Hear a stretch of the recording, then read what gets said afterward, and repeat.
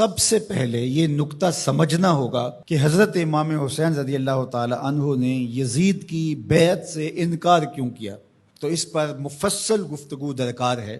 یزید کی کرتوتیں، اس کے اعمال جس کی گواہی آپ تک پہنچی تھی، اور کچھ اعمال کے چشم دید گواہ تھے، اس لیے وہ یزید کو قبول نہیں کر سکتے تھے۔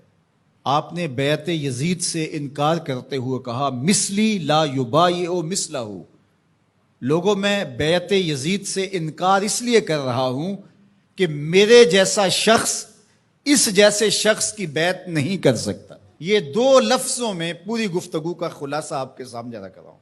مثلی لا یبایع مثلہ، میرے جیسا شخص اس جیسے شخص کی بیعت نہیں کر سکتا۔ اگر امام حسین یزید کی بیعت کر لیتے، قیامت تک ظلم اور جبر کے ساتھ مفاہمت کو سند جواز مل جاتی۔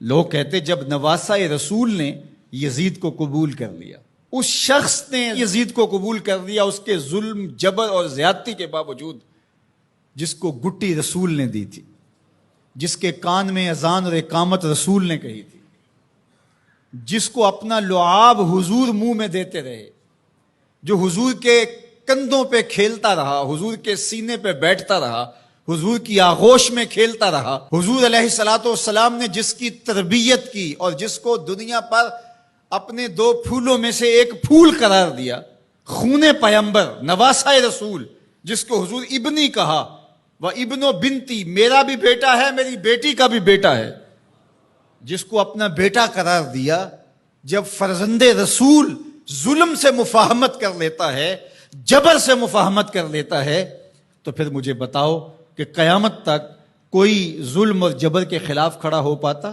ایسا راستہ کھلتا کہ بند ہونے کا نام ہی نہ لیتا۔ تو حضرت امام حسین رضی اللہ تعالیٰ عنہ نے کہا مثلی لا یبایع مثلہ، میرے جیسا شخص تیرے جیسے سے بیعت کر ہی نہیں سکتا۔ اب جو واقعہ ہونے والا ہے، جو صورتحال درپیش ہے، کربلا میں جو کچھ ہوتا دکھائی دے رہا ہے، وہ میری نظروں سے پوشیدہ نہیں ہے، میں دیکھ رہا ہوں کہ کیا ہونے والا ہے۔ آپ نے مقام بیضا پہ جو خطبہ دیا، راستے میں ایک مقام پڑتا ہے اعیان و انصار کے ساتھ، اور آپ نے اس میں ایک تاریخ ساز جملہ ارشاد کیا جو آپ کے فلسفہ شہادت کو اجاگر کر دیتا ہے۔ آپ نے فرمایا لوگو، مجھے پتہ ہے میرے ساتھ کیا ہونے والا ہے۔ ظاہر آلات حرب و ضرب لے کر کے نہیں گئے تھے، اعیان و انصار اپنے ساتھ لے کر کے نہیں گئے تھے۔ نواسہ رسول آواز دیتا کہ میرے ساتھ چلو، تو کیا وہ تنہا ہوتے؟ مجھے بتائیے، اس دور میں اگر کسی کام کے لیے میں آپ کو آواز دیتا ہوں، میرے جیسا خاکسار شخص جس کی کوئی اوقات اور حیثیت ہی نہیں ہے، لیکن کتنے لوگ میرے ساتھ کھڑے ہوں گے، اور جو پیغمبر کی گود میں پلا ہو۔ جب حسین ابن علی آواز دیتے تو کیا لوگ ساتھ کھڑے نہ ہوتے؟ ترماح بن عدی بن حاتم، یہ حاتم تائی کا پوتا ہے، حضرت عدی بن حاتم کا فرزند ہے، جو حضور پر ایمان لائے صحابی رسول کا فرزند ہے۔ یہ راستے میں حضرت امام حسین کو ملا، تو اس نے کہا کہ حضرت اگر آپ میرے ساتھ چلے جائیں تو میں چند دنوں کے اندر 30,000 افراد کا لشکر آپ کی پشت پہ کھڑا کر دوں گا، اور پھر ہم یزید کی اینٹ سے اینٹ بجا کے رکھ دیں گے۔ لیکن ترماح بن عدی کی پیشکش کو حضرت امام حسین نے قبول نہیں کیا، کہا بس مجھے جانے دو۔ تو کہا کہ لوگوں، میرے ساتھ جو ہونے جا رہا ہے، جو میری آنکھیں دیکھ رہی ہیں، مجھے اچھی طرح معلوم ہے، ہونے والے مناظر میری آنکھوں کے سامنے گھوم رہے ہیں، کوئی چیز میری نظروں سے پوشیدہ نہیں ہے، لیکن اس کے باوجود بھی میں کیوں جا رہا ہوں؟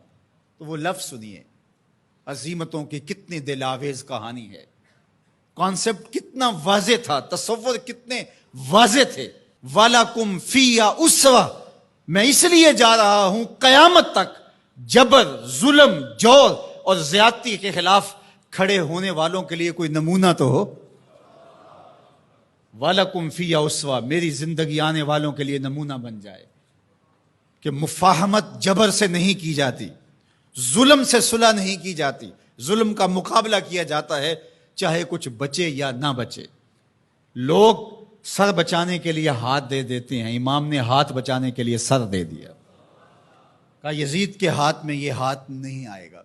آج پوری دنیا کے اوپر آزادی کی جتنی بھی تحریکیں چلتی ہیں، حریت فکر کی جتنی تحریکیں چلتی ہیں سارے حرارت خون حسین سے لیتے ہیں۔ گاندھی نے جب برطانوی سامراج کو للکارا تو اس نے اپنے لوگوں سے کہا کہ تم کہو گے کہ اتنے تھوڑے لوگوں کے ساتھ اتنی بڑی طاقت سے ٹکر لینا دیوار کے ساتھ سر پھوڑنے کے مترادف ہے، لیکن میرے سامنے حسین ابن علی کا اسوہ موجود ہے۔